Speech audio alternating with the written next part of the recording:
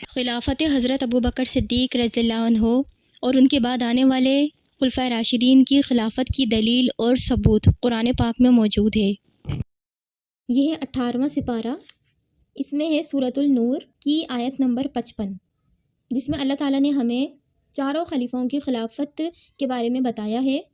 کہ اللہ نے وعدہ دیا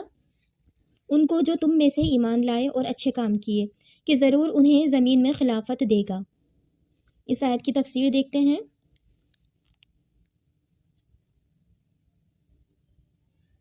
اس آیت میں حضرت ابوبکر صدیق رضی اللہ تعالیٰ عنہ اور آپ کے بعد ہونے والے خلفائے راشدین کی خلافت کی دلیل ہے، کیونکہ ان کے زمانے میں فتوحات عظیمہ ہوئے اور کسریٰ وغیرہ ملوک کے خزائن مسلمانوں کے قبضے میں آئے اور امن و تمکین اور دین کا غلبہ حاصل ہوا۔ ترمذی اور ابو داؤد کی حدیث میں ہے کہ سید عالم صلی اللہ تعالیٰ علیہ وسلم نے فرمایا، خلافت میرے بعد 30 سال ہے، پھر ملک ہوگا۔ اس کی تفصیل یہ ہے کہ حضرت ابوبکر صدیق رضی اللہ تعالیٰ عنہ کی خلافت 2 برس 3 ماہ اور حضرت عمر رضی اللہ تعالیٰ عنہ کی خلافت 10 سال 6 ماہ اور حضرت عثمان غنی رضی اللہ تعالیٰ عنہ کی خلافت 12 سال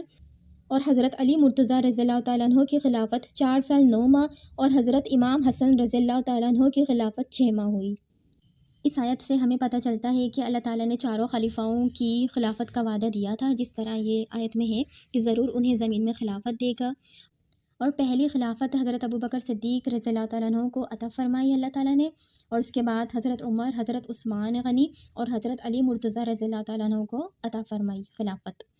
تو جب اللہ تعالیٰ کا حکم آ جائے تو پھر بحث کرنے کی کوئی گنجائش ہی نہیں بنتی۔